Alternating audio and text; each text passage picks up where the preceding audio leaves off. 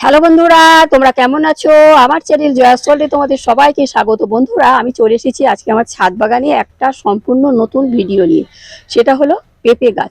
আমি তোমাদের সাথে বিভিন্ন ধরনের গাছ তোমাদের সাথে আমি শেয়ার করেছি, যেমন সিম গাছ, লাউ গাছ, কুমড়ো গাছ, বেগুন গাছ, লঙ্কা গাছ, বিভিন্ন কোনটা বলবো আর কোনটা বলবো না, সমস্ত গাছের শেয়ার, কচু গাছ, সব সব সব তোমাদের সাথে আমি শেয়ার করেছি। তো আজকে তোমাদের সাথে এই পেঁপে গাছটা আমি তোমাদের সাথে এখনো শেয়ার করিনি। এমনি করেছি, আমি আমার পেঁপে হয়েছে পারছি সেগুলো দেখিয়েছি, কিন্তু আমি একটা ছাদ বাগানে একটা ম্যাচেলার ভিতরে কিভাবে আমি পেঁপে গাছ করলাম সেটাই তোমাদের সাথে আমি শেয়ার করব। তাহলে চলো বেশি দেরি না করে ভিডিওটা শুরু করা যাক। বন্ধুরা, এই কন্টেনারটার ভিতরে আমি দুটো পেঁপে গাছের দানা বসিয়ে রাখবো। তো দুটো পেঁপে গাছের দানা দেখো আমি ভিজিয়ে নিয়েছি জল দিয়ে আগের দিন রাত্রিবেলা। তারপরে আমি একটু পেপার কাগজের ভিতরে, টিস্যু পেপারের ভিতরে একটা কৌটো বন্ধ করে রেখেছিলাম। দেখো সামান্য একটু কল কল হয়েছে। তো এই দানাগুলো আমি বসিয়ে দেবো এবং পরবর্তীতে ফিরে এসে দেখাবো আমার পেঁপে গাছগুলো কেমন হয়। আমি আজকে এই কন্টেনারটার ভিতরে সামান্য এক মুঠো গোবর সার দিয়েছি আর ফ্রেশ মাটি দিয়েছি, আর কোনো সর্ষের খোল টোল না। গাছটা আমি পরে আবার কেমন হয় তোমাদের সাথে শেয়ার করব।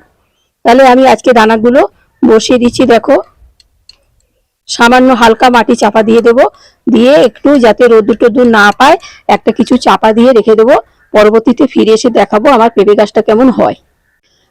বন্ধুরা, আমি 1.5 মাস পরে ফিরে আসলাম পেঁপে গাছের ভিডিও নিয়ে। আমি যে দানাগুলো বসিয়েছিলাম সেই দানাটা আমি এই ম্যাচেলার ভিতরে গাছটা বেরিয়ে যাওয়ার পরে আমি এখানে বসিয়ে দিয়েছিলাম। তো আমি কিভাবে বসিয়েছি সেটা তোমাদের সাথে শেয়ার করব। ছাদ বাগানে দেখো এরকম একটা ম্যাচলা, চারি বলে এটাকে, এরকম আমার এখানে এরকম দুটো তিনটে আছে। যে এর ভিতরে আমি বসিয়েছি। দেখো এটা খুব বড়ও না আবার খুব ছোটও না আবার মাঝারিও না, বেশ মোটামুটি ভালোই। তো যাই হোক, এটার ভিতরে আমি কিছু গোবর সার, সর্ষের খোল আর মাটি দিয়ে মাটিটাকে রেডি করে রেখেছিলাম। এই ম্যাচলার ভিতরে রেডি করে রেখেছিলাম। কোনো সবজির খোসা পচা টচা আমি এতে কিছু দেইনি, কেননা সবজির খোসা পচা টচা গাছ, এই পেঁপে গাছ খুব নরম নরম প্রকৃতির। এর গাছের গোড়ায় জল বসলে বা কোনো কিছু জল টল বসলে বা এগুলো মারা যেতে পারে। সেই জন্যে আমি এর ভিতরে স্রেফ সর্ষের খোল, গোবর সার আর মাটি, এই দিয়ে আমি মাটিটাকে, আমি চারাগুলো তৈরি করতে দিয়েছিলাম আর এদিকে মাটিটাকে আমি রেডি করে রেখেছিলাম। এই 1 মাস মতন আমি মাটিটা রেডি করে রেখেছিলাম। তারপরে আমি সেই ছোট ছোট চারা যখন 1 বিঘত হয়, দুটো হয়েছিল, দুটো আমি আড়াই জায়গায় আরেকটা বসিয়েছি আর এখানে একটা বসিয়েছি। দেখো তোমরা দেখো এই পেঁপে গাছটা এখন কত বড় হয়ে গেছে। দেখো আমি বলবো না, তোমরাই দেখো। এবং ফুলও এসে গেছে, দেখো ফুল এসে গেছে সমস্ত। দেখো এই সমস্ত সব ফুল, এটা ফুল, সব ফুল এসে গেছে মাথায়, থলো থলো ফুল আসছে। থলো ফুল না, এটা একটা একটা, এটা যাই হোক এটা পেঁপে হবে এই গাছটায়। এরকম একটা একটা যদি ফুল হয় তাহলে ভাববে পেঁপে হবে। আর যদি দেখো থলো থলো ফুল হয় তাহলে কিন্তু দেখবে ওটা পুরুষ গাছ, ওটা ফুল, ওটা যদি থলো থলো ফুল হয় ওটা পুরুষ গাছ। আর যদি এরকম একটা একটা একটা একটা এরকম ফুল হয় এটা হলো স্ত্রী গাছ, এটাকে ফল হবে। তো যাই হোক 3 রকম পেঁপে গাছ আছে।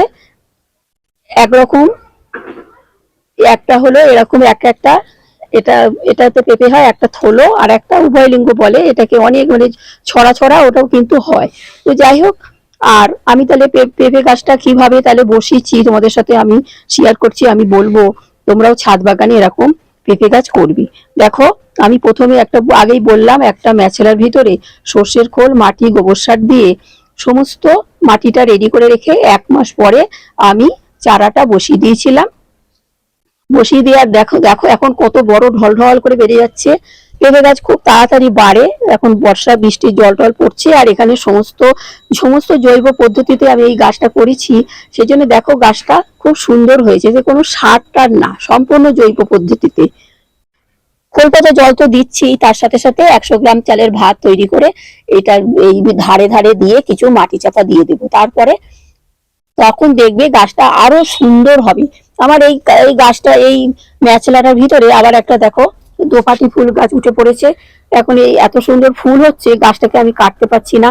কাটলে এখান থেকে তুললেই এখানে আবার জল টল বসে গাছটা মারা যেতে পারে। তো দোপাটি ফুল গাছ তো 1-1.5 মাস থাকবে, সেই জন্য আমার দোপাটি ফুল গাছটা আছে। আর আমি এই পেঁপে গাছটা ওই সাইডে আছে, তো আমি এখন মাঝে মাঝে এখানে একটু গোড়ায় মাটি টাটি দেবো, আর সর্ষের খোল পচা জল দেবো।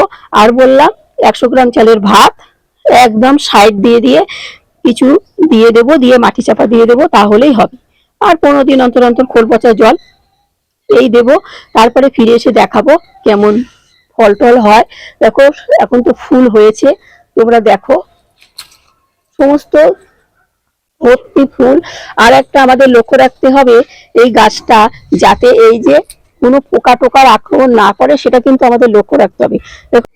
বন্ধুরা, পেঁপে গাছ আমাদের ছাদ বাগানে সবাই রাখবো। তো যাই হোক, আমাদের যদি পাশে জায়গা থাকে তো কোনো ব্যাপারই না, মাটিতেই বেশি ভালো হয়। তো ছাদ বাগানেও কেন হবে না, এই তো আমি ম্যাচলার ভিতর বসিয়েছি, আমি পরবর্তীতে ফিরে এসে এসে দেখাবো কেমন হয়। আর বলবো পেঁপে এমনই একটা জিনিস, এটা কাঁচাতেও খাওয়া যায়, পাকাতেও খাওয়া যায়। আর এটা না বেশি সার টার প্রয়োজন হয় না, এটা তো জৈব পদ্ধতি, এটা কোনো ক্ষতি হয় না। পেঁপেগুলোতে কোনো বেশি কীটনাশক না দিলেই বললেই চলে, না দিলেই হয়। কিন্তু যদি পোকা টোকার আক্রমণ যদি হয় তাহলে একটু দিতে হয়। তো আমরা জৈব পদ্ধতিতে বললাম নিম লিকুইড টিকুইড গুলো, ওইগুলো আমি কীটনাশক ওইগুলো নিজেরাই বাড়িতে তৈরি করে আমরা দিতে পারবো। কিন্তু আমাদের সবসময় লক্ষ্য রাখতে হবে যাতে এই পাতাগুলো দেখবো যদি কুকড়ে যেন না যায়। যদি হয়তো যদি 10টা গাছ থাকে, যদি এরকম যদি একটা কুকড়ে যায়, সাথে সাথে সেই গাছটা যদি আমি আগে কিছুদিন পরিচর্যা করব, যদি না হয় তাহলে কেটে ফেলাই ভালো। কিন্তু একটা গাছ থেকে কিন্তু সমস্ত গাছে ছড়িয়ে যায়, এমনই একটা রোগ। তো যাই হোক, তোমরা তাহলে আমার এই ভিডিওটা দেখলে পেঁপে গাছের, তোমাদের যদি এই পেঁপে গাছের ভিডিওটা ভালো লেগে থাকে তো তোমাদের কাকিমাকে একটা লাইক শেয়ার সাবস্ক্রাইব করে আমার চ্যানেলটার পাশে থেকো। আসি তাহলে, সবাই ভালো থেকো, টাটা। পরবর্তী নতুন নতুন ভিডিও নিয়ে আমি আবার এসে যাব।